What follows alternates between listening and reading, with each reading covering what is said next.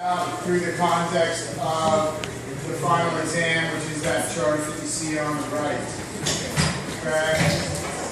If you normally write your warm-ups in other classes, you don't have to write it here.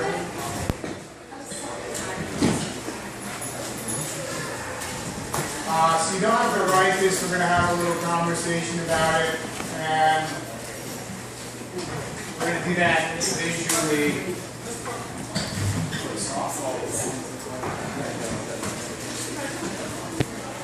Okay, so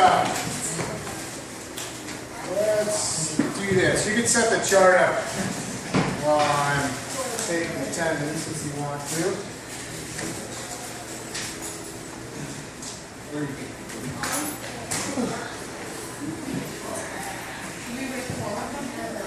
You don't have to write it, we're going to talk about it. So the only thing you're going to end up writing today is the chart, and then we'll have maybe a couple terms and stuff for yourself.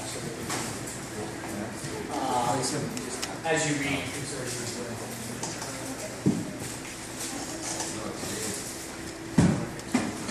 Okay, so we talked at the beginning of the semester about this idea of fiction, nonfiction, historical fiction, and author's responsibility. That's where your final exam question is going to come from. It's a question of how much, if any, responsibility an author has to report accurately on historical people and events. And does it matter what genre the author is writing? Is that relevant? And so we're going to sort of set first semester, or third 9 weeks and fourth. So the first half of this, the two novels, we will discuss them today in that context. And we will set up so that as you read Night and All Quiet on the Western Front, you can view it through that lens so that when you walk into the final exam, it's not like, hey, I got the prompt this weekend. I want you to be able to really think through the complexities of that question. How much, if any, responsibility does an author have to report history accurately, and does the genre matter? That's where we're going. So we'll start with this question, the warm-up, because you're reading nonfiction as your next text, which rhymes. So you're going to read some nonfiction. And the question is nonfiction always historically accurate? Good. I'm not going to call anybody. You guys can just hack it out. Are we discussing it or not? We're discussing it or writing it down? Discuss it. If you want to write it, you can write it, but talk about it. Yes, nonfiction should always be historically accurate. I guess it could not be, but then it would So then it's not nonfiction, yeah. Yeah? Go ahead and solve it. Agreed. That's like the first thing you have to say right now. He's going to be all philosophical. Yeah. Oh my God. Sort of what I'm hoping. Yeah, he's going to flip out about it.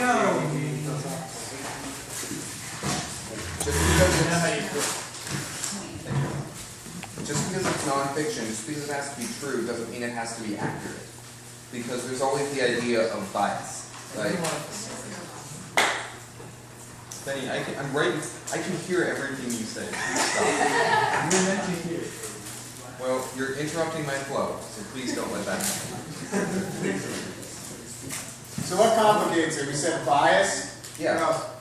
Like, the fact that you can have something that's true, but it doesn't have to be told as true, means that you can have something nonfiction that's not accurate. Like, Richard III is a nonfiction. It's things about people, real people, things that happen. However, Shakespeare has such a massive bias that it's not historically accurate, despite being a nonfiction work, because it's true events, it's true stories, but the way it's written, the way it's done, is made in such a way that is not accurate, despite it being true. What kind of play is Richard III? What's the... Anybody have a copy of the tragedy? It's a tragedy. The tragedies. There's three types of Shakespearean plays. There's the tragedies, there's the comedy, and there's the history. Wait, you mean killing people? Okay?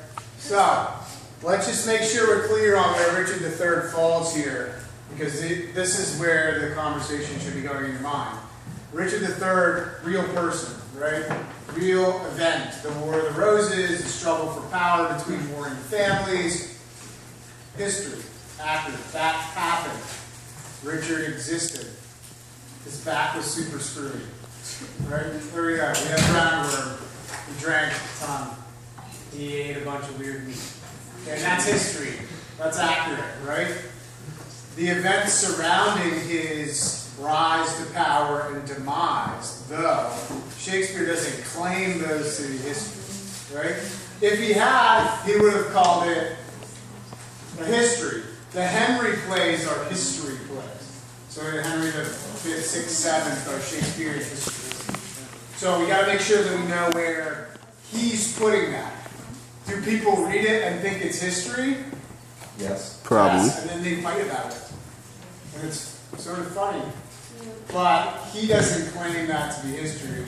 It's just that blurry, like, hey, real person descriptions that are pretty close, so then the reader projects his meaning on it, and then we do have this complicated dynamic.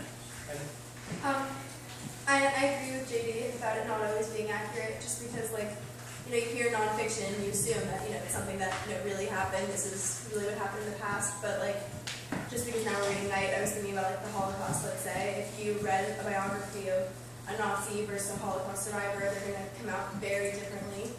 And the Nazi might be saying that, the Jews were evil, they deserved this was the rightful punishment, and then you get the Holocaust survivor saying how unjust it was and how horrifying. And, I guess they're both true because the Nazi movement was like that, and so it's a true statement from his point of view, but it's not accurate. Right, so I totally agree. This is where the conversation should go here.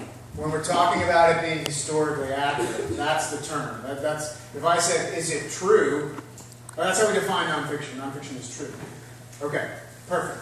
You're good. But the problem is when we inject perspective on truth, then we do get some gray in whether or not it's historically accurate.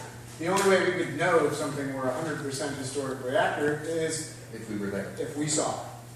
But we didn't, because we just didn't. And even then, we would bring our own projections and biases and perspective. And so, the example that I gave today, I was teaching from the podium back there, and a notebook came flying across the room, which is super great, because they're really aerodynamic and hit the ground. So I saw that from there. I didn't see where it came from.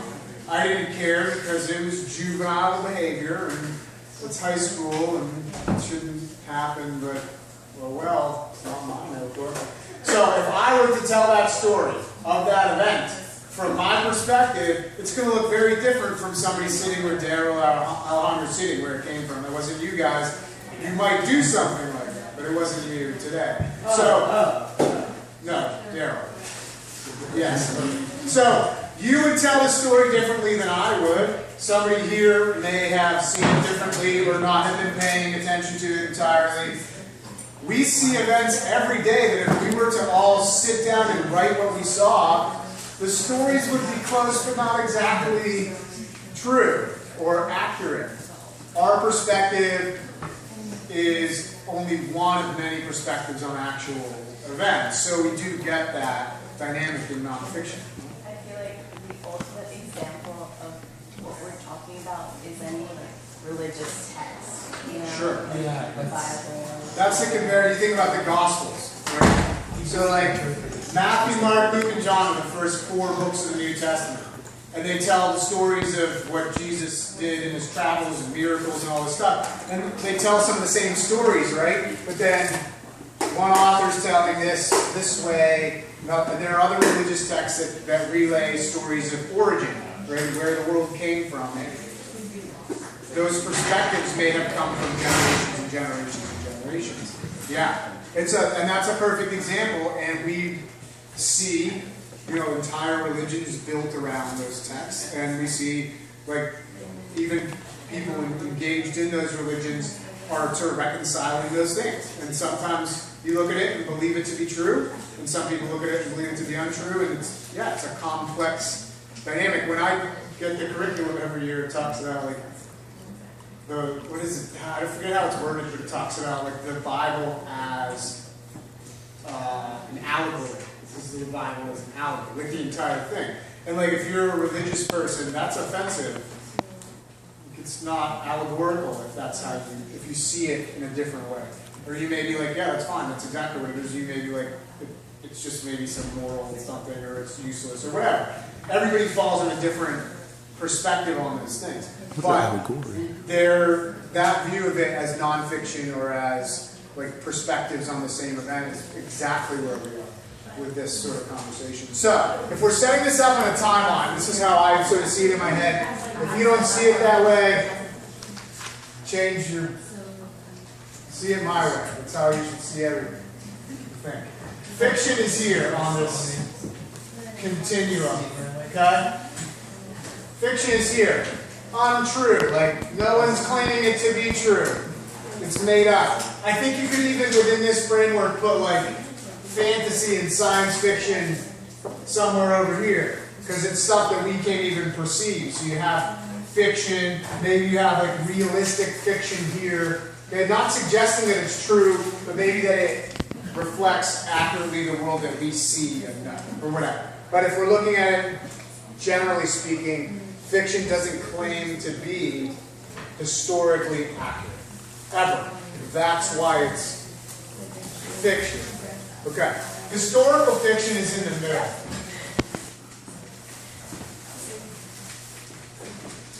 That would be like Things Fall Apart, where it's not a true story, but it reflects on true events. So I would put Things Fall Apart here somewhere.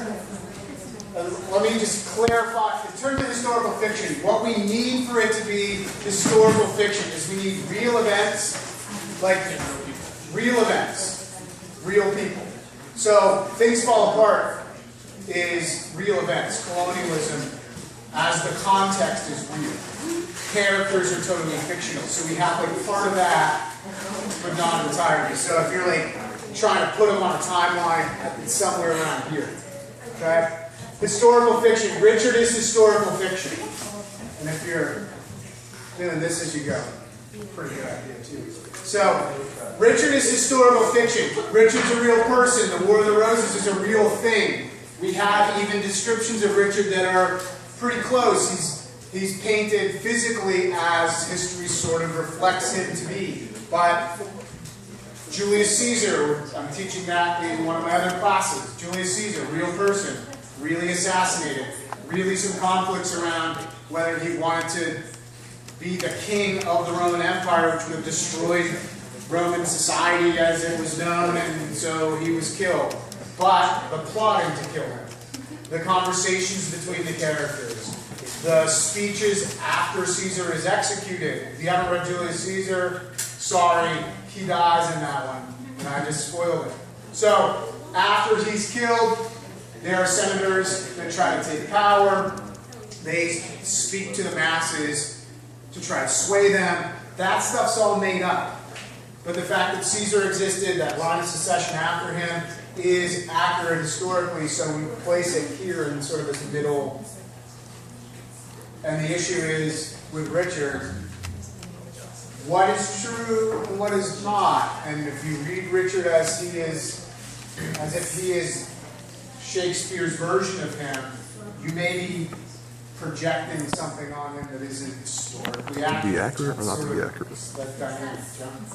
How is any book completely non-fiction? Because what the characters say can't be. I mean, unless they were like with them. Let's talk about that one night, because I think that's a good question.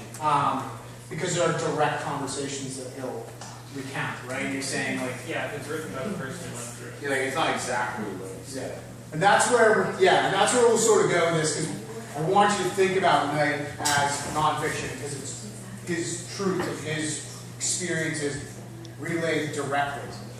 But I also want you to think about how it would be different if we had a different narrative, because it's literature too. So there's nonfiction that's not literature. When you go read a history book, it's not literature. There's also nonfiction that is, and that's what we're reading. And what makes it literature is some of that stuff. Like that, he's telling a story. You know, it's a first-person story, but it's his story. So think of Knight as fiction.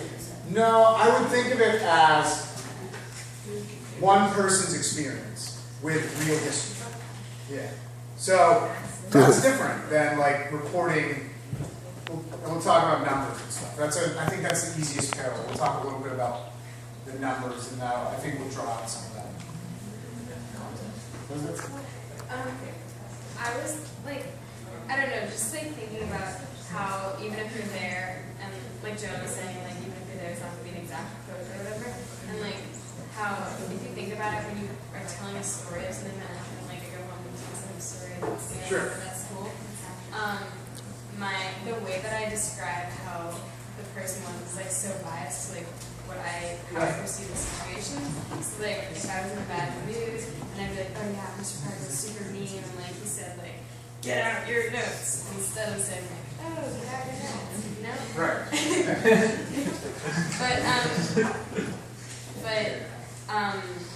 Like even if it is like their experience, it can be like swayed to give it a I don't know. Yeah, you're exactly right. I mean, that's what, and if you imagine that happening over, like, exponentially.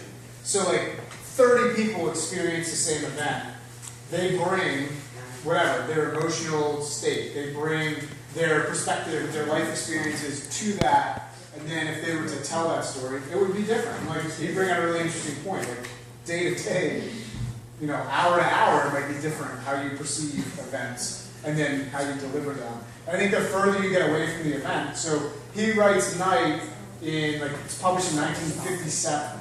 So the Holocaust ends in 1945. He's 16 at the time. So then 12 years pass. So as a 28-year-old, he's writing it over, I'm sure, a period of a couple of years anyway. So let's say he's 25 when he starts telling the story. That's that space, that time, changes perspectives in a lot of ways. And what's really interesting is, we'll talk about the motif of faith and how his religion is really an important part of the development of the text. That's 1957. The last 2 pages of the book are the Nobel Prize acceptance speech that he gives in, I think, 1985. And his perspective on faith in 1985 is dramatically different than it was 30 years prior. So, like, time, distance changes perspective as well. So even though we're talking about nonfiction, I don't want you to leave here going like, oh, this is just like, obviously this is fake, so, okay. Because it's not. But understand that when we're building this continuum of like fiction and nonfiction, there is movement in it. Okay, there is like perspective and time and space and distance that may shift some of those ideas, and the same story told by different people may come out differently. Doesn't make it untrue, it makes it sort of challenging for us to juggle. Well, how about if like if like a historical event like 9/11? So like, would that be like, could any of that be fictitious right there in 9/11? Well, I mean, if you're talking about one person's experiences with it, no. So there's a difference between this idea of fiction and the idea of perspective on things. Right, so it'd be technically accurate, be fully accurate then if it was 9/11 or a big event like that. That could be. It depends on who's telling the story and what purpose. There are a million dynamics that go into that.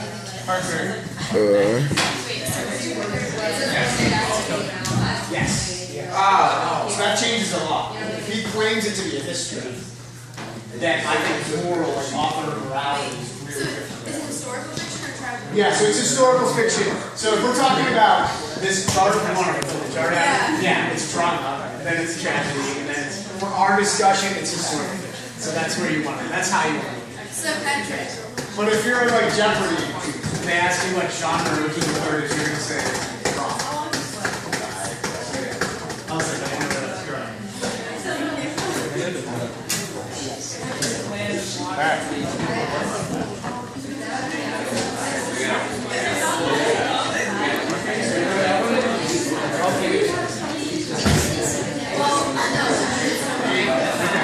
I'll take care of it.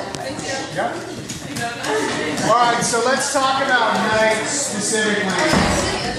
And I think the easiest way to sort of digest this is, did everybody get one of these?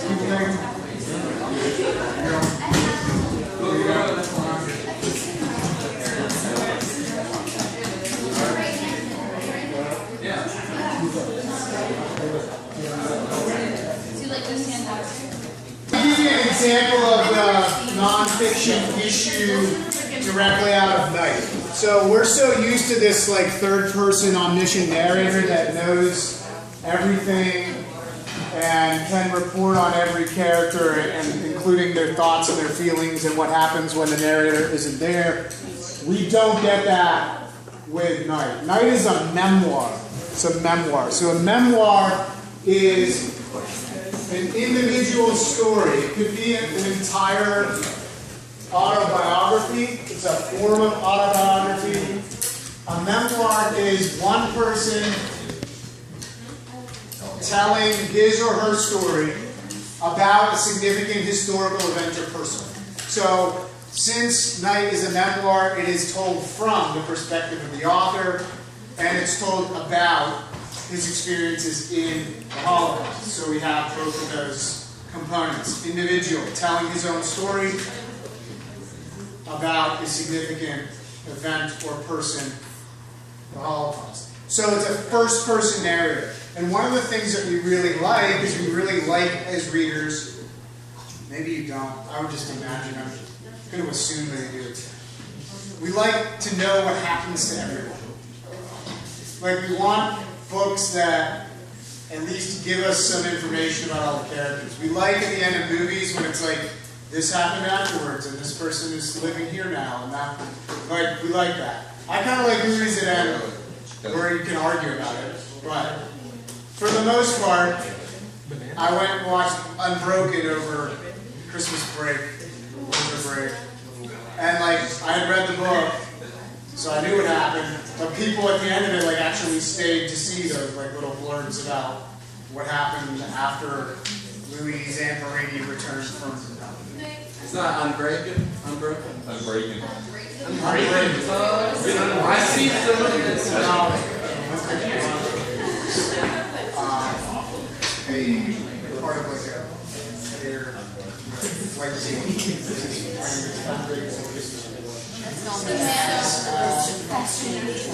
I gotta tell you.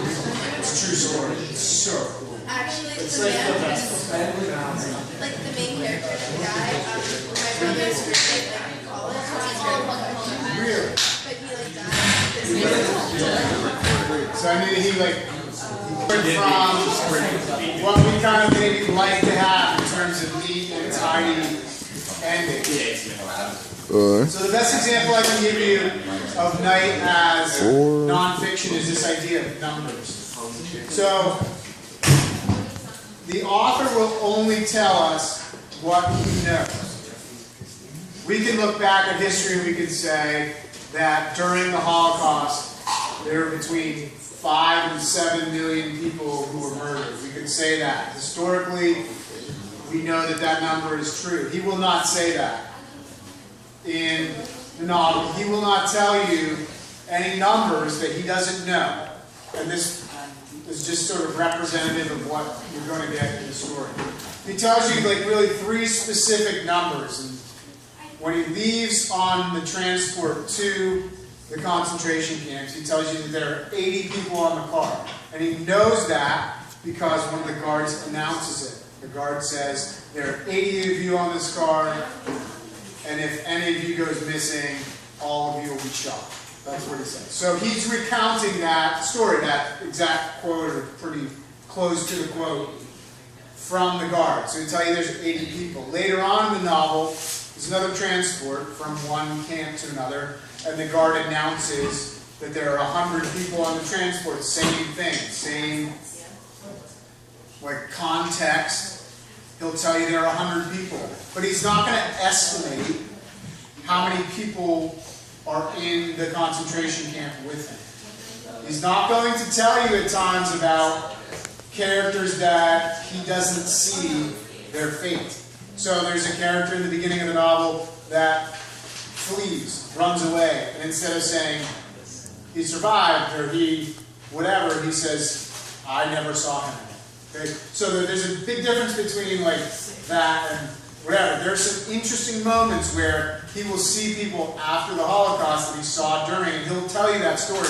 But he's not ever telling you anything that he doesn't see. So where we like that maybe third person narrator, this is different in that he's never giving us that information.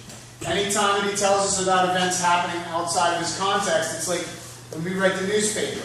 He's getting a quote from somebody else. So he may say, we were told that, whatever. He's not going to give you context outside of his own lens, his own experience. Okay? So, that's where perspective is important. That's where his reporting the stories makes it literature. If it were a history textbook, you would get that stuff. You would get that information from another source. But the only source in the text here is the author, his own story. As you read, I want you to look for two things. I want you to look specifically for two things that we'll discuss. We'll talk about due dates as well. We're going to talk about motifs. Motifs. So, a motif is a recurring idea, a recurring issue, conflict, but it occurs over and over again through novels. So there are two motifs I want you to think about as you read. The first is the motif of father and son relationship. So he is experiencing most of this, Ellie's experiencing most of this with his father. His father's name is Shlomo. We'll talk about their experiences from start to finish. Yes, it's a funny name. Yes. He will also tell you about other characters that he sees. There's a rabbi who has a very different relationship with his son. He'll talk about a cousin that he meets who wants to know where his children are. So this idea of father-son relationships is seen mostly through his eyes, but also through the other people that he encounters. The second motif I want you to look at is the idea of faith and religious faith and how it plays a role in his experience. So the first 8-10 pages of the novel, he introduces himself as someone who's really interested in mysticism, in sort of like really complex ideas of Judaism, and he wants to learn more, and he wants to find someone who can teach him, and he prays all the time, and there's a lot of discussion initially about his beliefs.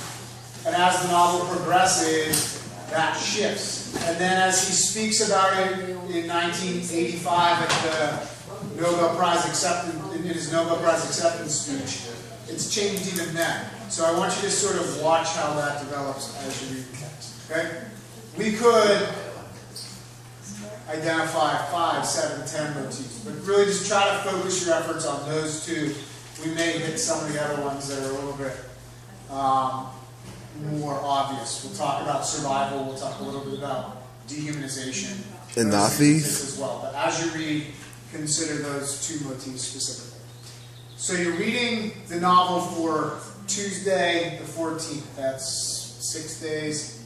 It's about 110 pages. It's not long, but let me make a recommendation to you.